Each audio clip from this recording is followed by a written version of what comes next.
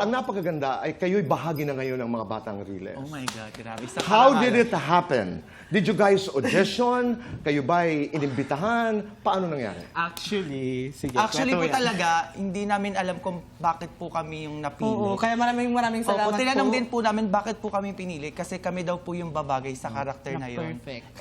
Hindi po kami nag-audition, talagang ayun lang po, kinausap lang po kami. Tinawagan po siya at first. Tapos ako po, may nabasa na po akong, hello Spencer, are you G ka ba sa, sa Okay. serye na ganito? Tapos at first hindi ko po alam na kasama ko siya. Siya yung kakambal ko doon. Okay. As siya si Lala, ako si Lulu. Tapos nung tinawagan niya ako, sabi niya, hoy, kasama pala kita sa sa MBR, ganyan-ganyan. Ay, sige, wait lang, kakausapin ko na yun. So, Nung araw na po yun, nag-agree agad kami. Oo, Tas, nag-agree kami. nag-ano na agad, taping. Ang dahilan kung bakit kayo kinuha, dahil napakahusay.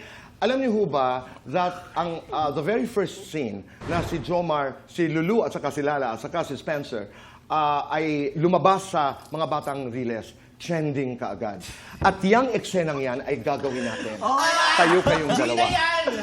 Okay. Nandito tayo sa bahay, nandyan ang kalsada, na mga Batang Riles po ito. Apo. Congratulations, Miguel. I'm just in awe of your talent. Panoorin niyo po talaga. Yes. Anyway, so nandyan ang kalye. Dumaan ngayon si Kidlat, si Miguel. Kidlat, Nasaan si yes. Bonito J? Bonito J. Asa lang Kidlat natin dyan? Ito naman. Ay! Oo, ayan. Grabe, Kidlat Pasok na ka, Kidlat. pasok ka. Ang gagawin mo, Kidlat, Bonito J. Oo, Yes, hello yan ang po. arrange siya. Okay. Napaka-formal naman.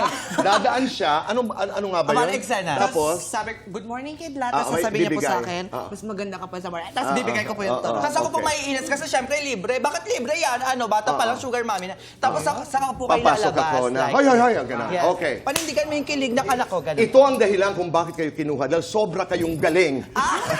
Okay. Sige, Okay, so go. kalsada yan, ha? Okay. Siyang Susan.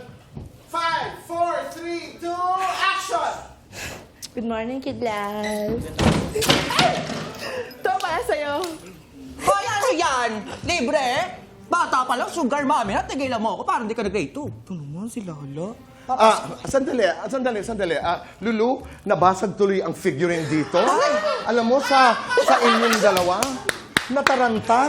Alam mo, anong pinaggagawa niyo? Hoy, Kidlat, ano bang ginagawa mo sa mga anak ko? Ha? Bakit mo tinatanggap na libre yan? Ha? Ba't mo tinatanggap yan? Hindi ko kayo pinalaki para maging easy. Madali lamang. Kidlat. Doon, anong masasabi niyo? Sino ba yung Kidlat na yan? Bye-bye. Tumigil dumalang kayong ganun dalawa. pa. Ano ba? Sino ba si Kidlat sa inyo? Ako po si Lala, ayun po si Kidlat. Ano ba ang kwento dito? Ano ang kwento? Go. Ang kwento po kasi, patay na patay po ako kay Kidlat. Yes.